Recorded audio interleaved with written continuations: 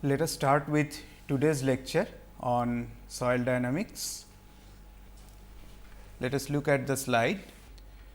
So, we are continuing with our module 2 on vibration theory. Let us recap what we have done in the previous lecture.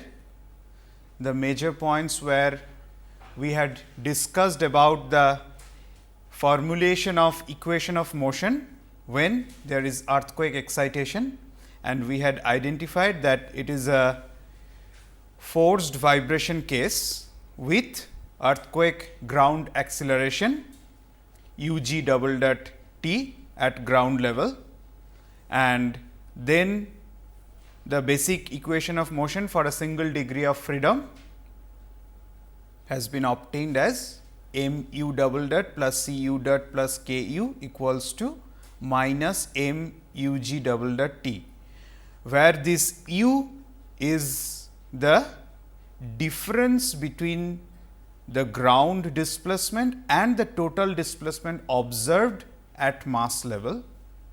So, this is the relative displacement, what we call it, and this u g double dot t is the ground acceleration due to earthquake shaking. So, that creates the force vibration for this type of problem. We have also seen the equation of motion for the case of torsional vibration. Suppose this circular disc of radius r with mass m, if it is vibrating with a small rotational vibration or torsional vibration with angle theta, and this is the rigid rod connected to the disc with circular cross section and diameter of d and length L. We have seen the equation of motion is I z z theta double dot. I z z is mass moment of inertia for this circular disc about this axis z, plus k t theta, where k t is the torsional spring constant equals to 0, and theta is the rotational displacement. And how to compute the expression or value of k t, that is to compute the torsional spring constant, the expression is G j by L, where G is the shear modulus, L is the length of the rod, and J is the polar moment of inertia of the rod. And if we consider the circular cross section of the rod, in that case with diameter d for the circular rod, we can compute the polar moment of inertia J as pi d to the power 4 by 30. Okay. So, with this background of yesterday's lecture, let us continue to solve our problems what we had been solving. Now, for the next problem, number 7, here is the picture. It shows a rigid body A. So, this is the rigid body A, rests on a spring. It rests on a spring here with a stiffness K value as 8.8 Newton per millimeter. A lead pad B, this is a lead pad B, which falls on to the block A with a speed on impact of 7 meter per second. So, this lead pad is falling on this mass or rigid body A with an impact velocity or speed of 7 meter per second. If the impact is perfectly plastic, what are the frequency and amplitude of motion of the system, provided that the lead pad sticks to A at all times? The weight of rigid body A is given as 134 Newton and weight of lead pad B is given as 22 Newton. What is the distance moved by the rigid body A after 0.02 second of the impact. So, that also has been asked in this problem. So, what does it mean? The impact is perfectly plastic. That means, after the impact, the lead pad B does not bounce back. It sticks to rigid body A. That means that impact is perfectly plastic. There is no elastic component, there is nothing come out, or it did not bounce back. That is the meaning of perfectly plastic.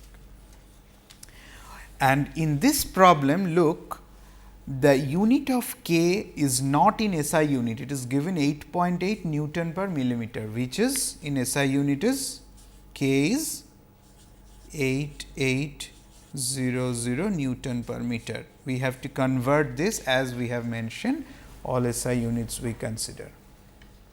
Now, if we consider the equilibrium of momentum at the point of impact, what it should give us?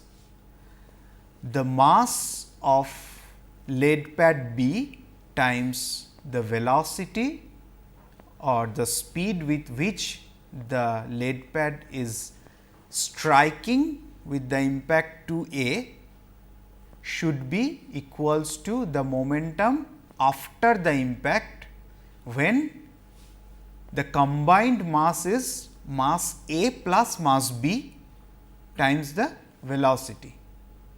So, that velocity, which is unknown to us right now, has to be computed, because it will be the initial velocity for the vibration. Because as we know, for solving a vibration problem, to find out the constant, we should know the initial condition completely. So, if there is no initial displacement, the initial velocity has to be known. So, let us see if there is initial displacement or initial velocity or not.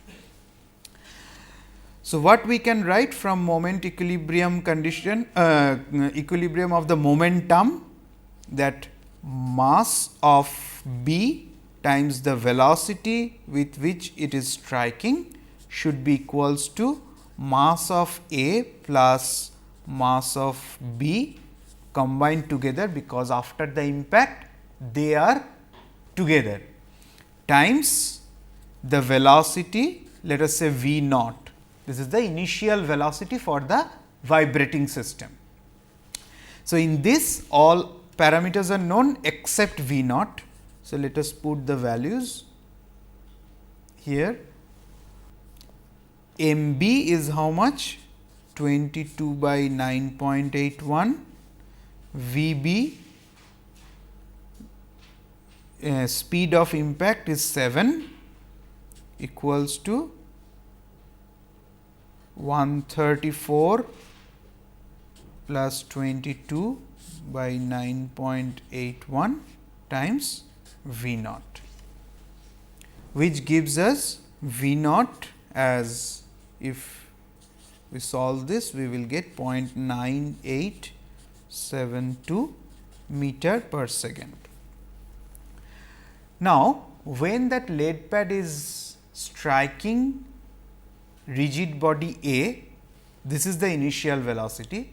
Let us see if there is any initial displacement or not. What should be the initial displacement? If we denote it as y naught, that will be nothing but the weight which is coming down and the stiffness of the spring, from which we can find out the initial displacement. So, 22 divided by, that is W by K, so much of meter, 2.5 into 10 to the power minus 3 meter is the initial deflection. So, now the initial condition of vibration is known. This is the weight of the lead pad B, which is causing the vibration which is coming. Why the weight of A is not considered because that was already with equilibrium with the spring. So, the initial condition starts because of the impact of the lead pad B coming on A. So, that creates the extra deflection, which is nothing but our initial condition of displacement.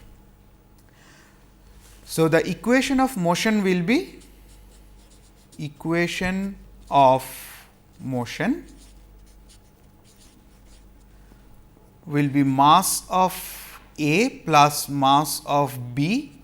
They are now vibrating together at acceleration, let us say y double dot plus k spring constant times y equals to 0. There are no other forces acting on it. Now, from this we can write 156 by 9.81 y double dot plus 8800 y equals to 0. This is our equation of motion. From this we can find out what is the natural frequency of the system. So, natural frequency omega is root over k by m. In this case, this k is 8800, m is 156 by 9.81.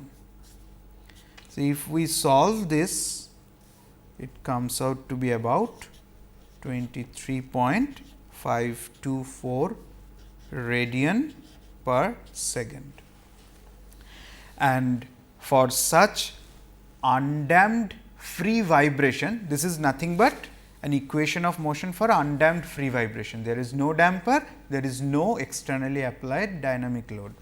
So, for such system, what is the solution? We know y of t equals to the initial displacement y naught cosine omega t plus initial velocity by omega sine of omega t. That is the solution we have seen in the previous lecture. So, now y naught is known to us, initial displacement, initial velocity v naught is also known to us, omega we have computed just now.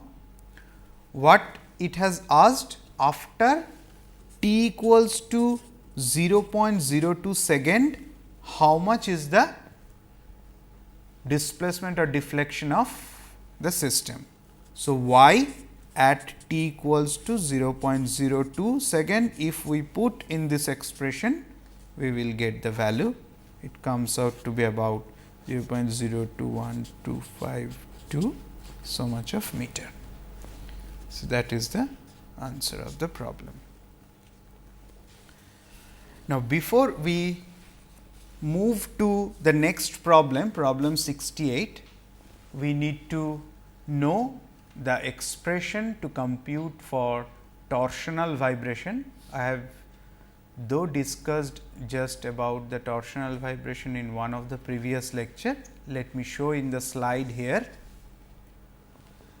If there is a torsional vibration for a plate like or disc like this, circular disc connected with a rigid rod, we are assuming that rod is massless, the disc is having a mass of m and a radius of r, and the radius and the diameter for this rod which is connecting the disc to a fixed end is small d, and length of the rod is capital L. In this type of rotational vibration or torsional vibration, for a small rotation of theta, the equation of motion we have seen earlier also, it can be expressed as I z z theta double dot plus k t theta equals to 0, where I z z is moment of inertia about this z axis for the disk. And how to compute the kT, that I have not mentioned earlier. This kT can be computed as G j by L. So, expression for kT is G j by L. What is G? G is nothing but the shear modulus, L is length of the rod, and J is polar moment of inertia of the rod. So, if we have a circular rod with diameter d, in that case the expression for J will be pi d to the power 4 divided by 32. Fine. So, using this expression, the torsional spring constant can be computed for a torsional vibration like this. So, after knowing this, now we can proceed to our next problem, problem number 8.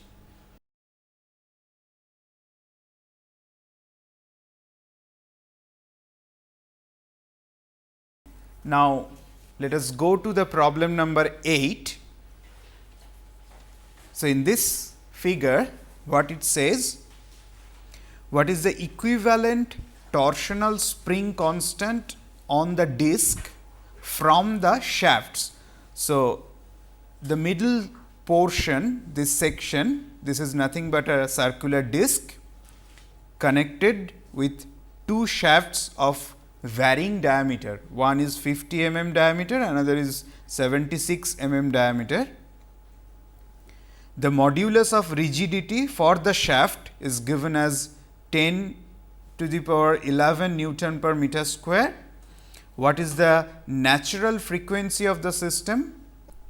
If the disc is twisted 10 degree and then released, what will be its angular position after 1 second of vibration? What is mentioned, that neglect the mass of the shaft. So, mass of these two shafts can be neglected, and the disc weighs 143 Newton. So, weight of this circular disc is 143 Newton.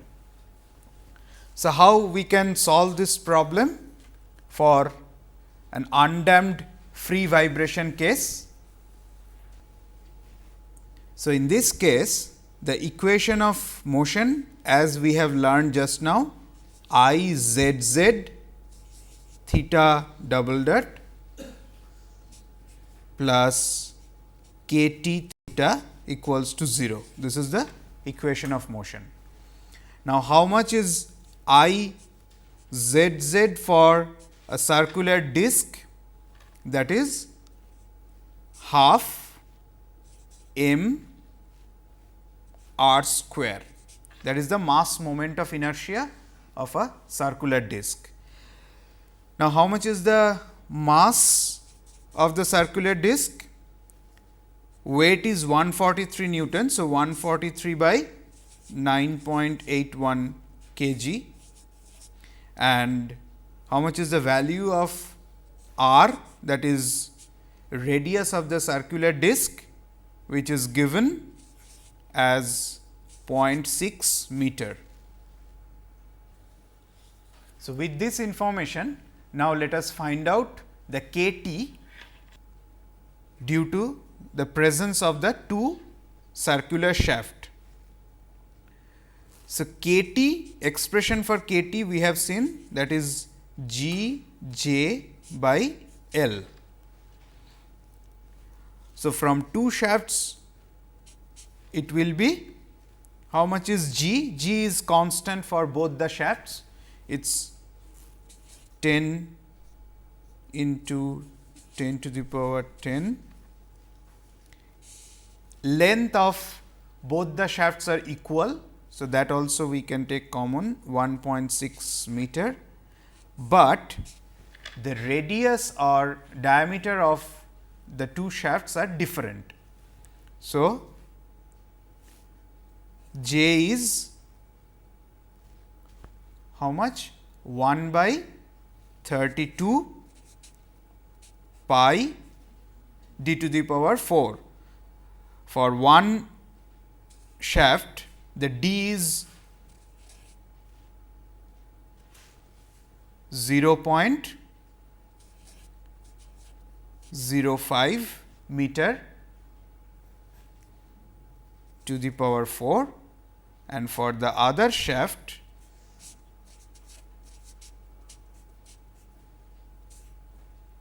.076 meter is the diameter to the power 4. So, that gives us the value of the torsional spring constant for this problem. So, what next? We can put these values of I z z and the value of k t in our governing equation of motion, and let us see how it looks like. So, half into 143 by 9.81, that is m r square. Half m r square is the I z z, theta double dot plus 10 into 10 to the power 10 by 1.6 into 1 by 32 pi 0.05 to the power 4 plus 1 by 32 pi 0.076 to the power 4 theta equals to 0. This is the equation of motion, which can be written in our known form, that is from which we have actually written this expression k t theta equals to 0. Now, how to compute the natural frequency of the system? That is given by root over k t by I z z. So, expression for k t is known to us, expression for I z z is known to us. If we put these values in this equation, we can find out what is the natural frequency of the system. After computation, it comes out to be 304.3 radian per second. So, that is what it was asked, what is the natural frequency of the system. This is the natural frequency of the system. This is answer of part 1 of the problem. Now, in the second part, it says that if the disc is twisted by 10 degree initially and then released. So, in this case of free vibration, an initial rotation has been provided. So, theta naught, that is theta at t equals to 0 is given to us as 10 degree, and nothing is mentioned about the velocity. So, we can consider theta naught dot, that is the velocity at time t equals to 0 as 0. Now, what is the solution from the governing equation of motion? The solution for undamped free vibration is theta t equals to theta naught cosine omega t plus theta naught dot by omega sine of omega t. That is the complete solution using the initial conditions of theta naught and theta naught dot. That derivation we had seen earlier. So, what is asked in this problem? That theta at the end of t equals to 1 second is how much? So, we have to just put in this expression the value of t as 1 second. Value of omega is known to us now, just now we have computed 304.3 radian per second. theta naught is given to us as 10 degree and this one is 0.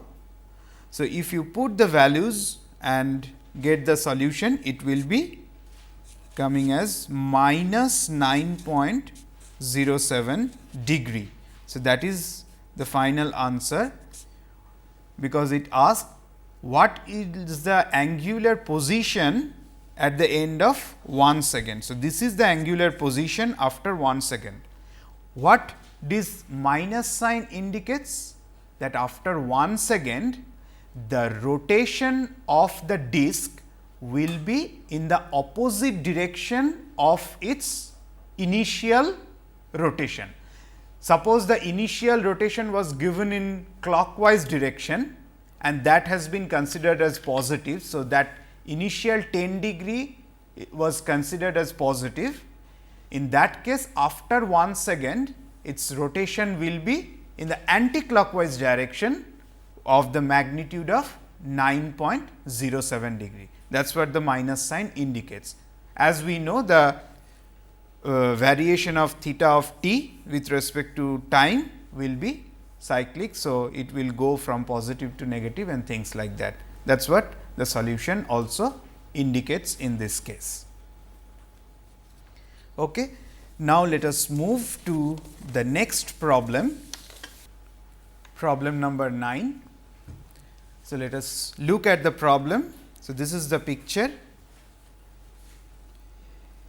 It says that if this bar A, B, C, D, E is of negligible mass, that is, no need to consider the mass of this bar, what is the natural frequency of free oscillation of the system for a small amplitude of motion?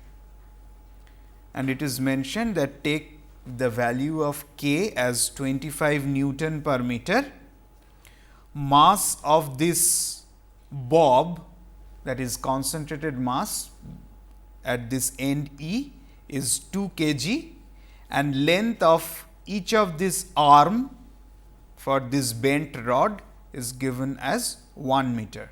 So, that is the first part of the problem.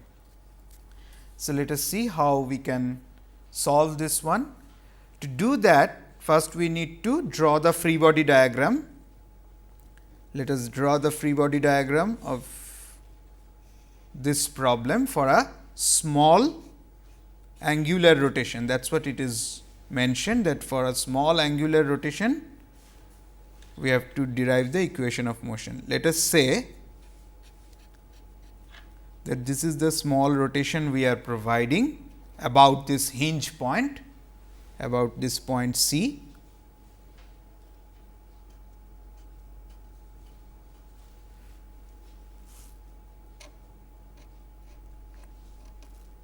So, this will be the displaced position after providing a small rotation.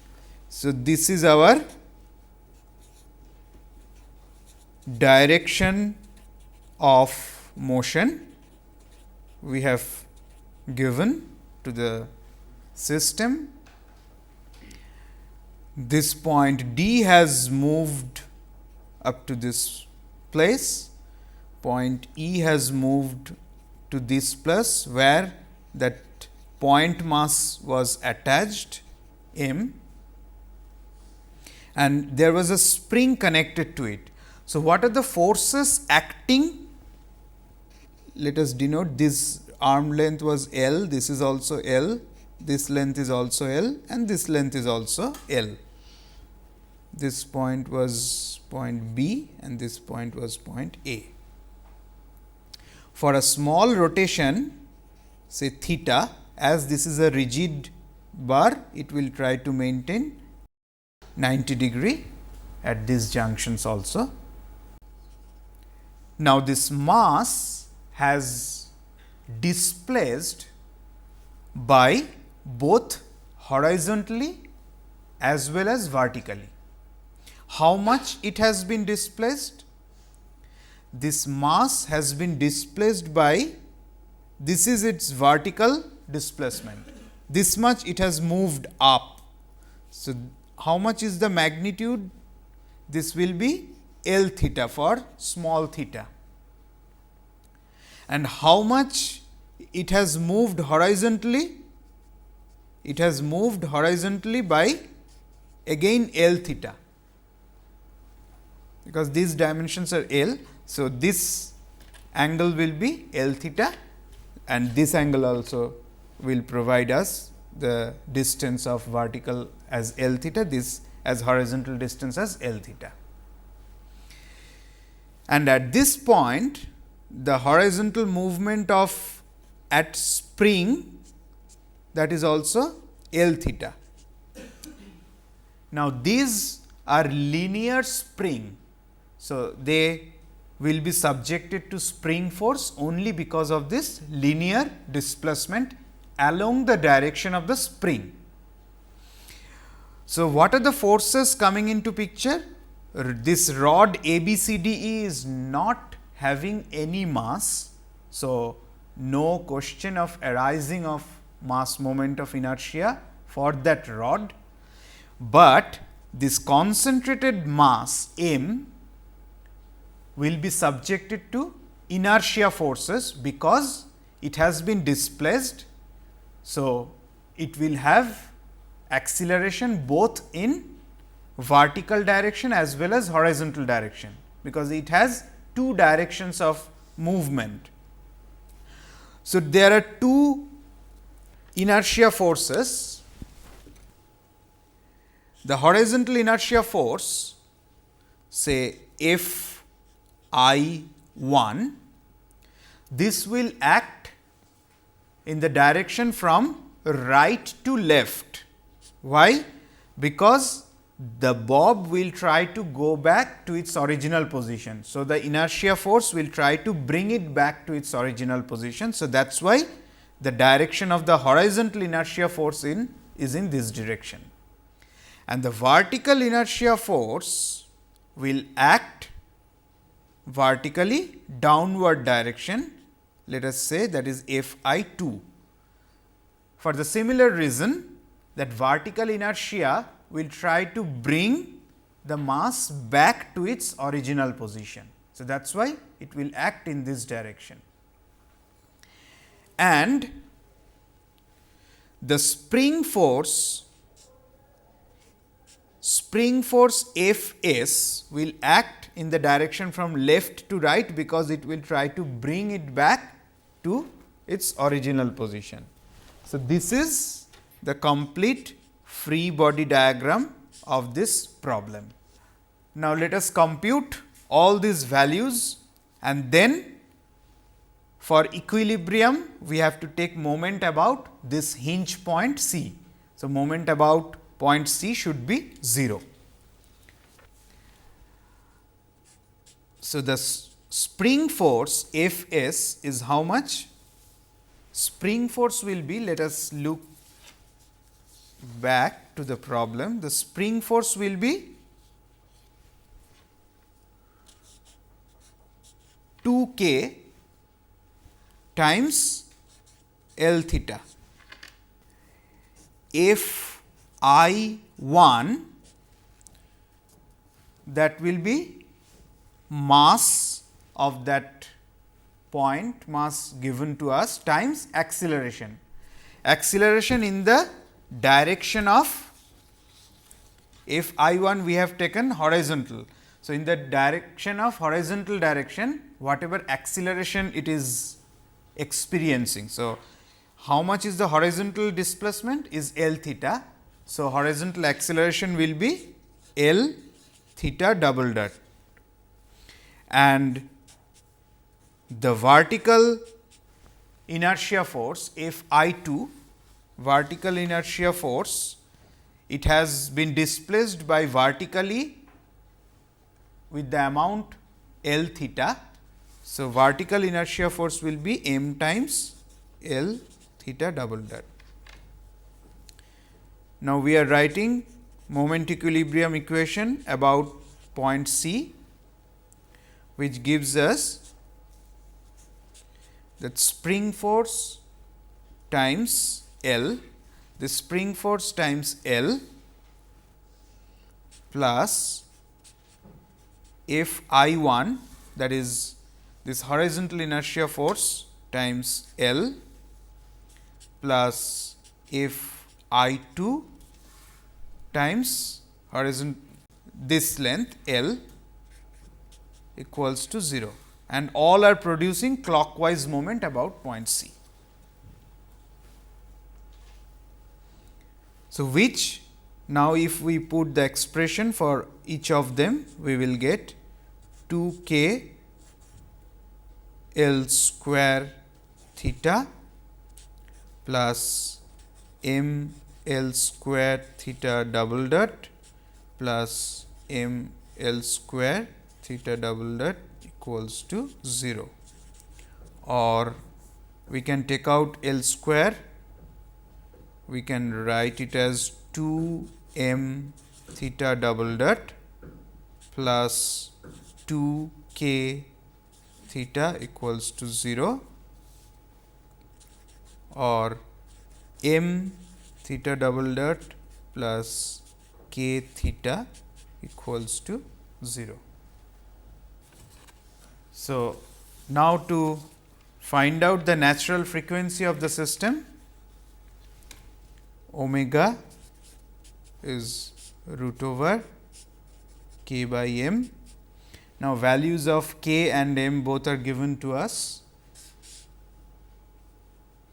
K is 25, m is 2 kg, it will come as 3.5355 so much radian per second. So, that is the answer for part A. Now, let us go to the next part of the problem, part B. Let us come back to this figure again. What it says in the part B, if mass of the bar A, B, C, D, E is 0.4 kg per meter. So, the uniform mass for the bar is given, per meter length, how much is the mass for that bar. What is the natural frequency of free oscillation of the system for small amplitude of motion? So, the same problem what we have solved in part A, the only difference in part B is now we have to consider the mass of this bent rod. What does it mean? The moment of inertia for the bent rod also we have to consider. So, in this free body diagram, what are the changes or the additions will be there? Let us see. So, this portion of the rod, that is BCD, this segment, it has been rotated about its center point because lengths are equal. So, it has only rotated, it has not been displaced horizontally or vertically. What does it mean? When we are taking mass moment of inertia for this rod, it will come only the torsional inertia force, which will try to bring it back to its original position. So, we will have inertia force for this segment BCD acting in this direction. Let us say that is M I 2. 2 I am using for this segment. Now, for this segment AB, what has happened to this bar? About its center has been rotated as well as it has been moved both horizontally as well as vertically. So, about its center point, what are the inertia forces will act? The torsional inertia, let us denote it as M I 1, which will try to bring it back to its original position. So, that is why the direction. Now, we will have a vertical inertia force acting vertically upward, because this point has moved down. So, it will try to bring it back to its original position, and a horizontal inertia force in this direction, it will try to bring it back to its original position. So, this let us denote it as F I 3 and this as F I 4. So, for the segment AB, F I 3 is the horizontal inertia force, which will try to bring it back to its original position, and all these are acting at the center of the bar AB. F I 4 is the vertical inertia force, which is acting vertically upward to bring it back to its original position, and M I 1 is the torsional inertia force, which will try to bring it back to its original position. Now, looking at the segment DE, this also has been displaced about its center both horizontally and vertically, as well as it has been twisted. So, for this again we will have a torsional inertia force M I 3 in this direction. So, that it brings back to its original position, and the horizontal inertia force in this direction F I 5, and a vertical inertia force in this direction F I 6. It will bring it back to its position, this will bring it back to its position, and this will bring it back to its original position. Now, what are the expressions for these new forces coming because of the mass of that bent rod A, B, C, D, E? Let us write the expressions for each of them. If we look at this free body diagram here. So, F I 3 is how much? Mass times acceleration in the horizontal direction. Now, horizontal direction, how much it has been displaced about its center? L by 2 theta. Now, what is the mass of this segment AB? The length L is given as 1 meter, and the mass per meter length is given as 0.4 kg per meter. So, the total mass is 0.4 kg itself times 1, I will write for clarity. Mass times acceleration. How much is the horizontal acceleration? We have found out L by 2 theta double dot is the acceleration in the horizontal direction. How much is F I 4, that is vertical inertia force? Mass times vertical acceleration. And how much is the vertical displacement for this center point of the rod? That is L theta. Vertical displacement is L theta. Vertically it has moved L theta. So, center also has vertically moved L theta. So, acceleration is L theta double dot, because look at the center, end point horizontal displacement is L theta. So, about center this displacement is L by 2 theta, whereas vertically this has moved because of this movement shifting of point B, that was L theta. So, entire rod AB has moved down by L theta. So, that is why center also has experienced the displacement of L theta. So, that is why the vertical acceleration is L theta double dot, not L by 2 theta double dot like horizontal one. So, we have to look at the picture very carefully in the free body diagram while writing these expressions for inertia forces. And how much is mi1? We have learnt earlier that torsional moment of inertia, mass moment of inertia, that will be m L square by 12 about the center for any rigid bar times theta double dot, which means 0.1 in 0.4 times 1 is the mass, L we will keep here L square theta double dot. So, that is our mi1. Now, let us see what are the other inertia forces, new inertia forces which we have introduced. For the central bar, that is BCD, we have only mi2. How much is mi2? That will be 0.4 times length of BCD is 2L. So, 2 into 1 m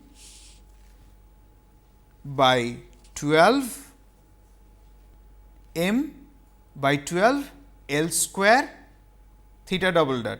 How much is L for this case? 2L.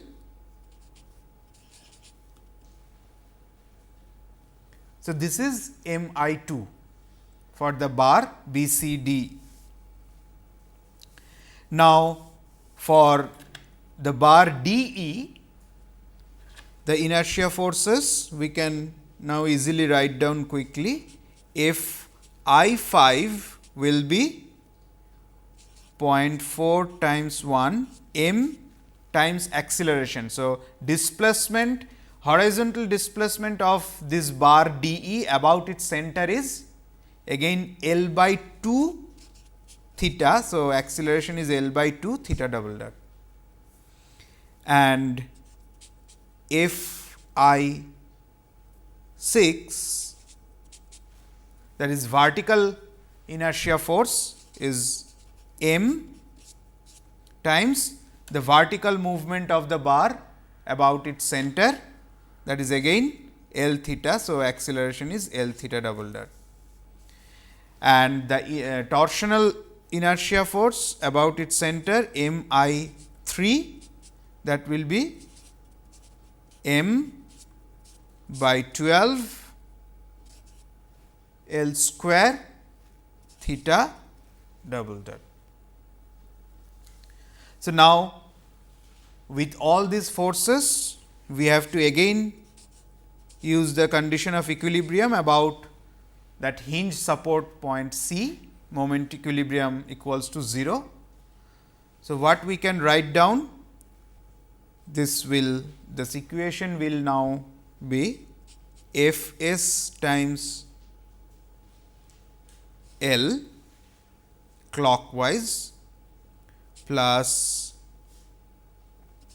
F I1 times L, that is also clockwise, plus F I2 times L, that is also clockwise, plus M I1, it is also clockwise, plus M I2 clockwise, plus M I3 clockwise, plus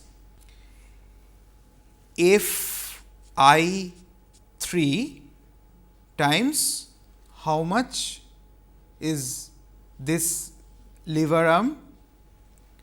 This lever arm is L by 2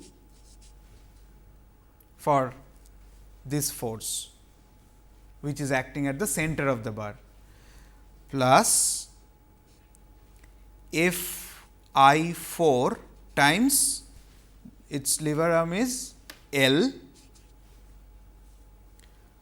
plus F I5 times L by 2, plus F I6 times L equals to 0. Now, all the expressions for these forces are known to us. So, we can put them in this expression and then we can put it in our canonical form of m star theta double dot plus k star theta equals to 0 and then compute the natural frequency root over k star by m star. If we put all the expressions and do the calculation, we will get the natural frequency is coming as 3.242 radian per second.